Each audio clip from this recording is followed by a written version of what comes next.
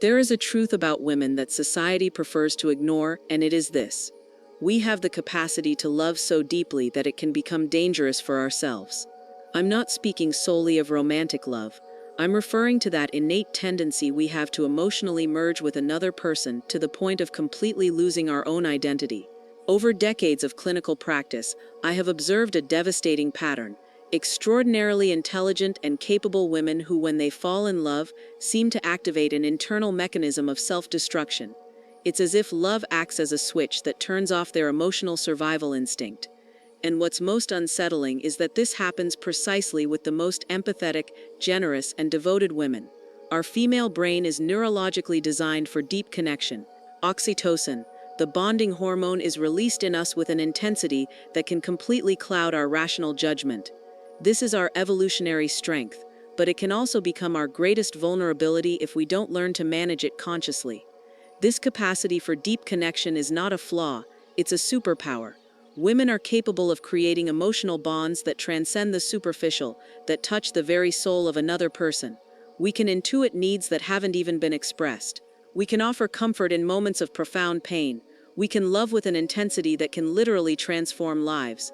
But here's the problem: this same capacity, when not regulated by healthy boundaries, can turn into a form of self-betrayal. And what I've discovered after years of clinical observation is that there is a fundamental difference between loving deeply and losing yourself in love. What I've found is that there are 7 specific behaviors I see repeated time and again in my practice.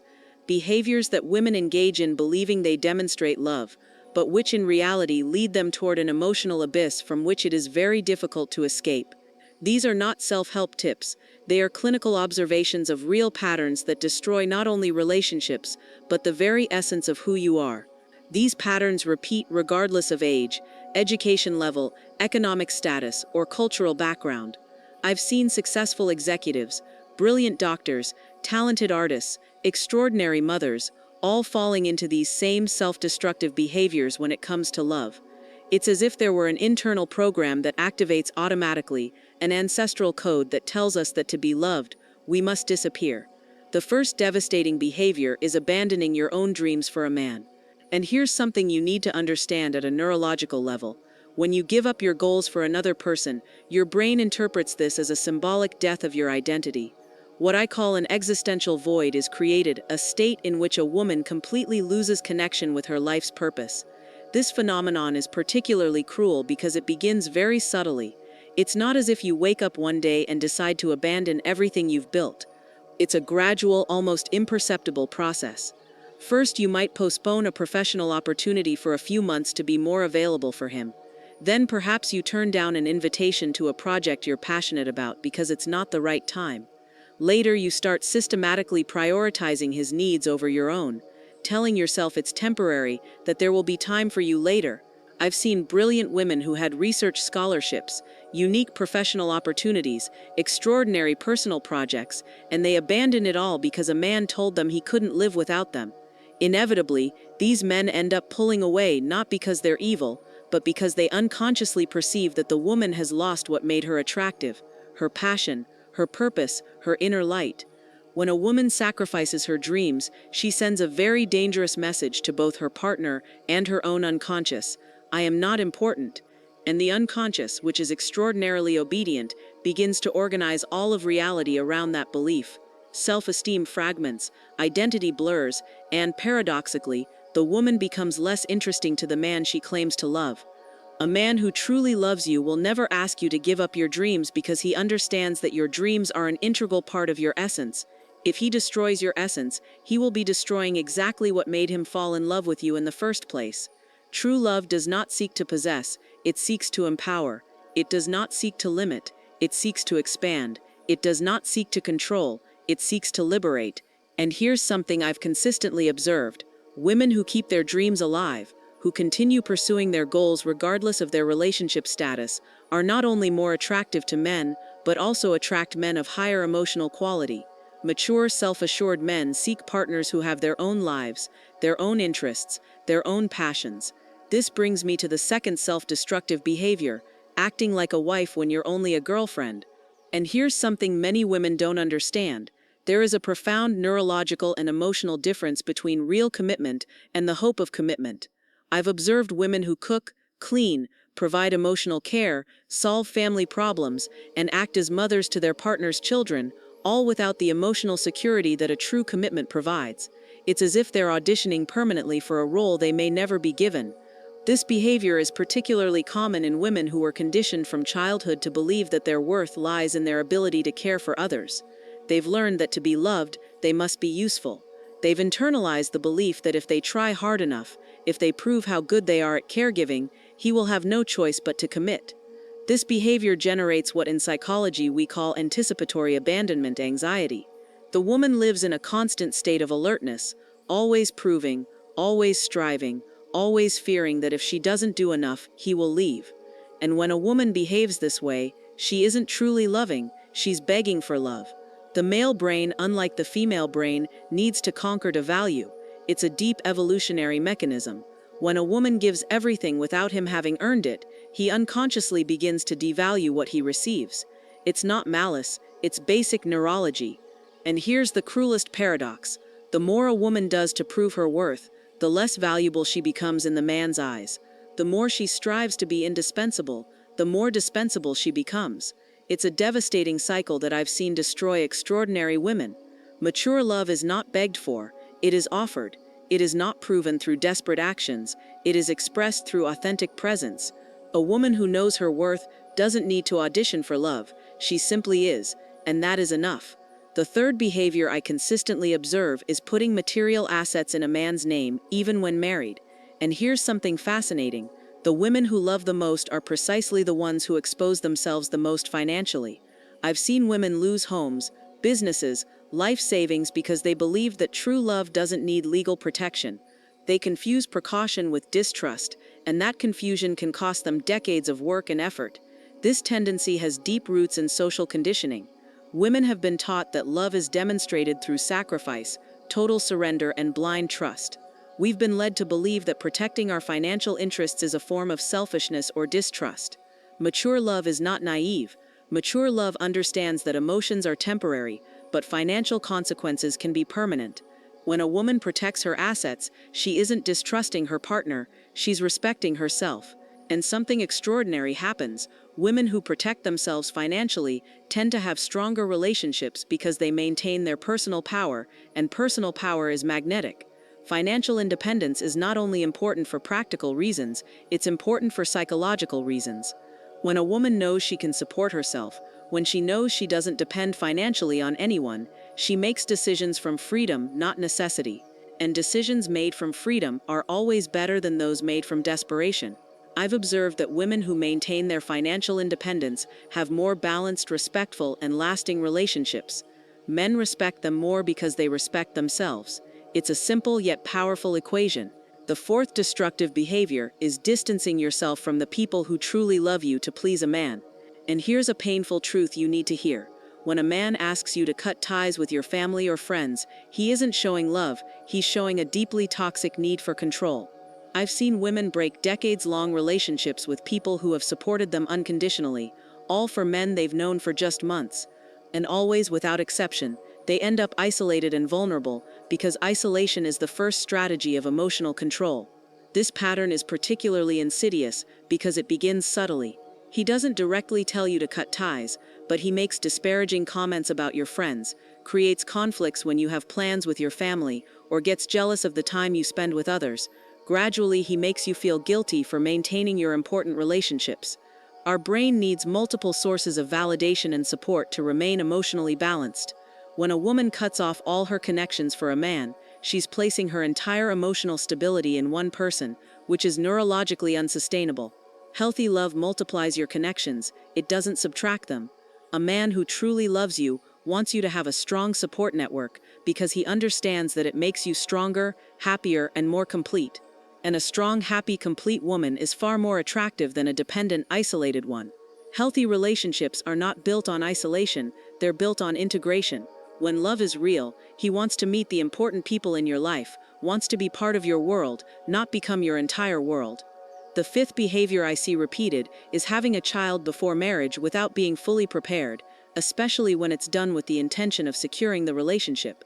And here's something many women don't understand.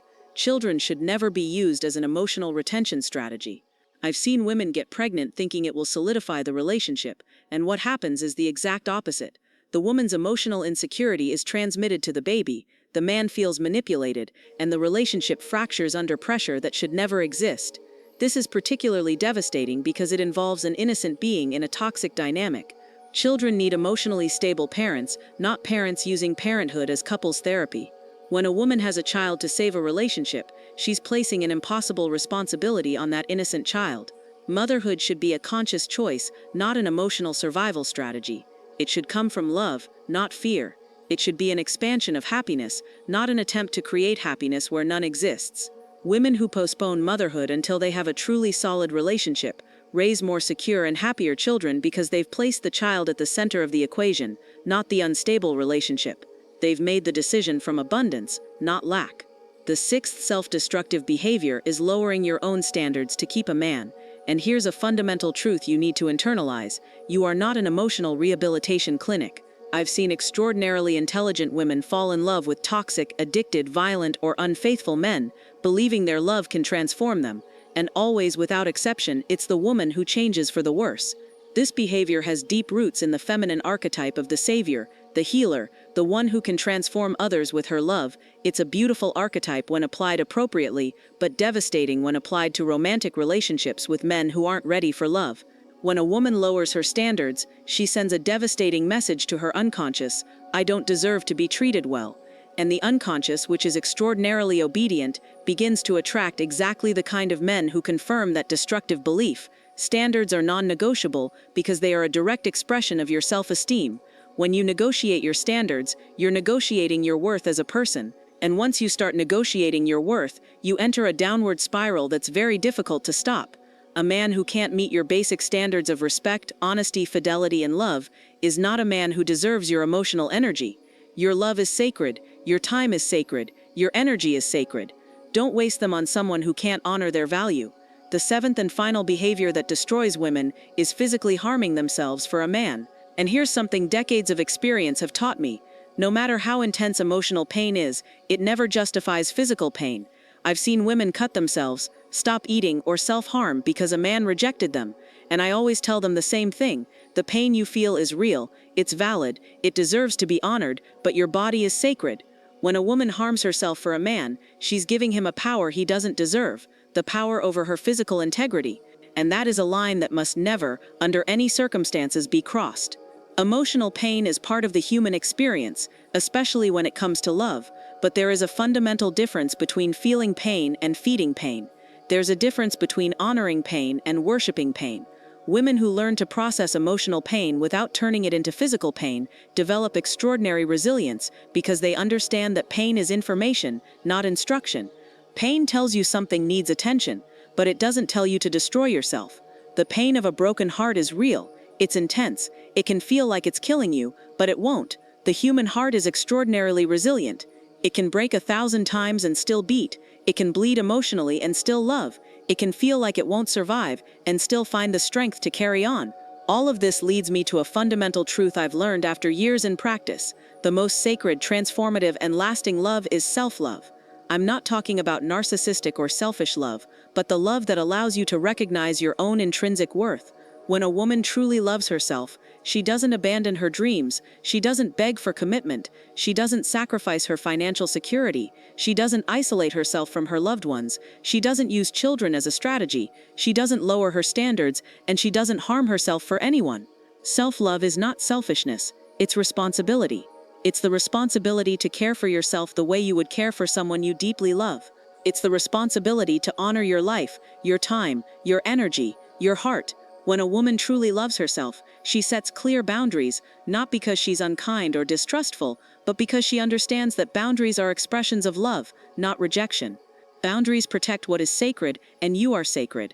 And here's the most beautiful paradox of all. When a woman loves herself completely, she becomes a magnet for true love. Because authentic love doesn't seek someone who needs to be saved, it seeks someone who is complete and chooses to share their completeness.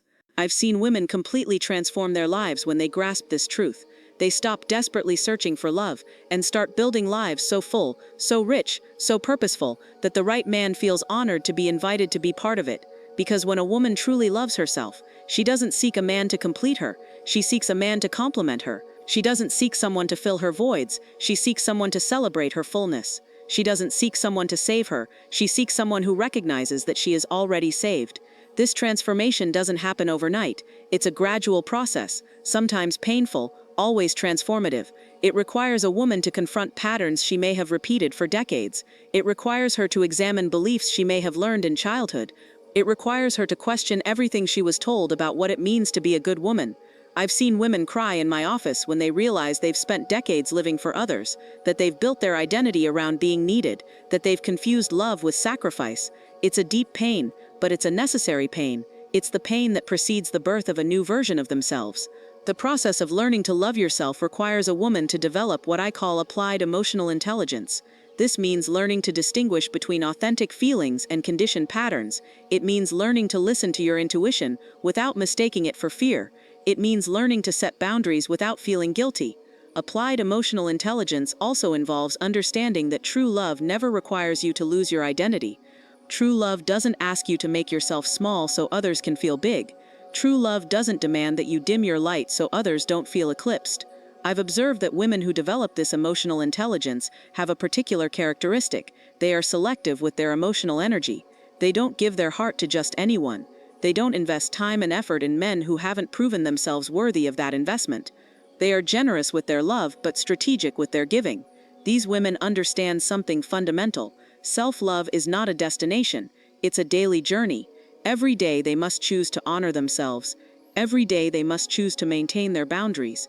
Every day they must choose not to betray themselves for anyone. And when a man who truly deserves them comes along, these women recognize him immediately, not because he's perfect, but because he honors them. Not because he has no flaws, but because his flaws don't include the need to control, minimize, or change them. A man who deserves a woman who loves herself is a man who celebrates her independence, admires her strength, respects her boundaries, supports her dreams, values her opinion, appreciates her intelligence, honors her time, and cares for her heart. This kind of man doesn't seek a woman who needs to be saved because he himself is complete. He doesn't seek someone to depend on him because he himself is secure. He doesn't seek to control because he has control over his own life. The relationship between two complete people is qualitatively different from any other type of relationship. It's a relationship based on choice, not need. It's a relationship based on mutual celebration, not mutual completion. It's a relationship where both can grow without threatening the other. In these relationships, there is no competition, there is collaboration, there is no control, there is mutual respect, there is no manipulation, there is honest communication, there is no drama, there is peace, there is no insecurity, there is trust, there is no possessiveness, there is freedom. I've witnessed such relationships, and they are truly beautiful to observe. They are relationships where both people flourish, where both become better versions of themselves, not because the other changes them, but because the environment of love and respect allows their true essence to emerge. But to reach this kind of relationship, a woman must first do the inner work of learning to love herself completely. She must heal the wounds that lead her to seek external validation. She must unlearn the patterns that lead her to betray herself for love. She must reconnect with her essence, her dreams, her personal power. This work is not easy, but it is absolutely necessary. Because until a woman loves herself completely, she will continue to attract men who reflect that lack of self-love. She will continue to fall into the same destructive patterns. She will continue to confuse intensity with love, drama with passion, sacrifice with devotion. Self-love is the most powerful filter that exists. When a woman truly loves herself, she automatically repels men who cannot honor that love, and automatically attracts men who are at her emotional level. She automatically creates healthier, more balanced, more lasting relationships. And here's something I want you to understand deeply. It's never too late to start loving yourself. No matter how many mistakes you've made, how many times you've betrayed your own essence, how much time you've spent in toxic relationships, every moment is a new opportunity to choose differently. I've seen women in their 50s, 60s, 70s completely transform their lives when they decide to start honoring themselves. I've seen divorces that seemed like tragedies become beautiful new beginnings. I've seen women flourish in ways they never thought possible. The first step is always the same. Decide that you matter. Decide that your dreams matter. Decide that your happiness matters. Decide that your well-being matters. Decide that your life matters. The second step is to start acting in accordance with that decision. This means setting boundaries where you've never had them. It means saying no when you've always said yes. It means prioritizing your needs without feeling guilty. It means pursuing your dreams without asking for permission. The third step is to maintain that decision day after day, especially when things get tough, because there will be moments when the temptation to fall back into old patterns will be strong. There will be moments when you feel alone, moments when you doubt yourself. But every time you choose to honor yourself, every time you choose to maintain your boundaries, every time you choose not to betray yourself, you are building a stronger emotional muscle. You are creating a more powerful version of yourself, and eventually the day will come when loving yourself is no longer a struggle. It will be your natural state. The day will come when maintaining your boundaries won't require effort. It will be automatic. The day will come when not betraying yourself will be as natural as breathing. When that moment arrives, dear one, your life will change completely, not just your romantic relationships, but all your relationships. Your relationship with work, with family, with friends, with yourself. Everything will transform because you will have transformed. And when true love arrives, and it will, you won't recognize it by the intensity you feel, but by the peace it brings. You won't recognize it by the drama it creates, but by the serenity it provides. You won't recognize it by how it makes you feel about him, but by how it allows you to feel about yourself. True love will make you feel more like yourself, not less. It will make you feel more powerful, not more vulnerable. It will make you feel freer, not more bound. It will make you feel more complete, not more dependent. In the end, dear one, you don't need to be found by love. You need to be so radiant, so strong, so complete, that true love has no choice but to recognize you. You need to be so authentic, so powerful, so centered in yourself, that only an exceptional man would dare